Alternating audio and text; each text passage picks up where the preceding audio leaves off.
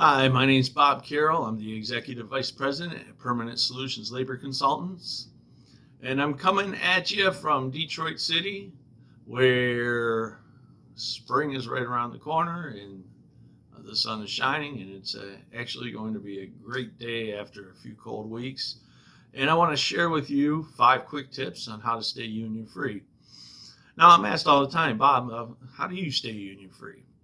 And my answer is usually the same. It's not just about staying union free, it's about doing what's right in the first place. It's the reason I do what I do. So, what you really want is you don't want a union, but you want to have a work environment where your employees' morale is high, their engagement levels are high, production levels are high, and your turnover rates are low. And if you can get all those things happening all at the same time, you've just built a firewall between the union and your employees. Of course, there's a big science behind something so that sounds so simple, but I want to give you 5 points today that you can start working on, and they're relatively easy points that you can share with your supervisors, or your supervisor. You can even work on this yourself. HR people out there watching, feel free to leave some comments if you have some other ideas. I love to hear from you guys. I love it. The reason I do these videos is to get some fresh information out there, to start dialogues and improving the cultures and the quality of our workforces.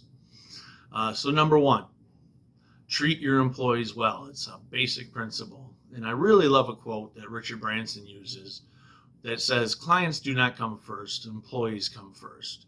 If you take care of your employees, they will take care of your clients. It's so simple, but so powerful. I love that quote. Number two, train your employees and give them the right tools to do their job. There's another Branson quote out there that I use all the time in presentations, where he said, train people well enough so they can leave. Treat them well enough so they don't want to. How awesome is that? If your employees are treated well enough that they don't want to go anywhere, your turnover rates are low, and you have top-notch employees, your organization is going to thrive. And that's powerful. Number three, install pride in your work area. Keep it clean. Make sure the equipment is functioning. Remember, work is really a person's second home. So having that sense of pride as part of your corporate DNA in the company that a person's working for, or a company that a person's leading, really is something that also holds a lot of power to it. So instill that in your workforce, and that comes from everybody, not just the people working on the front lines, but that stands for supervisors, HR departments, executive leadership. It doesn't matter who you are in an organization. If you see something that needs to be done, and you see a little bit of trash on the floor, get it picked up or pick it up. The bathrooms, restrooms, break rooms, they should be clean. A lot of times we go into union campaigns, and these places are a disaster to the point where we as consultants can't even eat in the facility. And if we feel that way, how do your employees feel?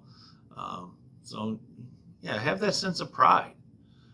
Sometimes you may just need to put a fresh coat of paint on. Let people know that you care, that you care about their second home. Number four, stick to your policies and procedures and ensure that they're being followed fairly and consistently. Don't just write a policy to write a policy. Write a policy that fits your culture. Something that you're willing to follow all day, every day, fairly and consistently, and something that all supervisors can have the same interpretation of the policy on.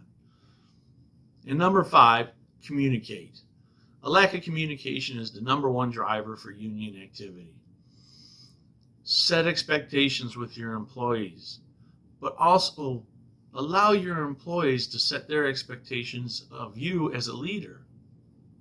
It's a very strong message where your employees are comfortable coming to you and they say, I need this from you so that I can succeed. Can I count on you? And they know you have their back. It's important whenever change happens, communicate it so that your employees are ready for it. Just have healthy dialogues, guys. Have healthy dialogues with your employees, with your leadership teams, amongst each other. And some of the best ideas come from these dialogues. Some of the best changes that lead to improvements come from just a healthy, simple dialogue. When your employees have a sense of or a perception of ownership in a process because you're having these dialogues, you have a real strong and thriving company. Now, that's 5 points, 5 quick points on staying union free. Again, the main goal is stay union free while having that high sense of morale, that high level employee engagement, that high level of productivity, and low level of turnover. There's many more, so I would love to hear your comments, your feedback. If there's anything else you would like me to talk about, I would love to get on one of these short videos and talk about anything that you guys want to talk about. So leave me a message, private message me. I'm sharing this on LinkedIn, so if you're watching this, connect with me. If you're not already connected, send me a message. And I'm all about doing this so that we can have a better community, better workforces, and better places of employment, so that people are much happier at work, leadership and employees alike.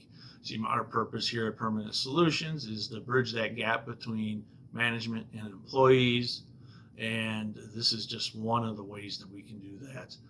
So I hope you enjoyed this, and remember, if you want to stay union free, call PSLC.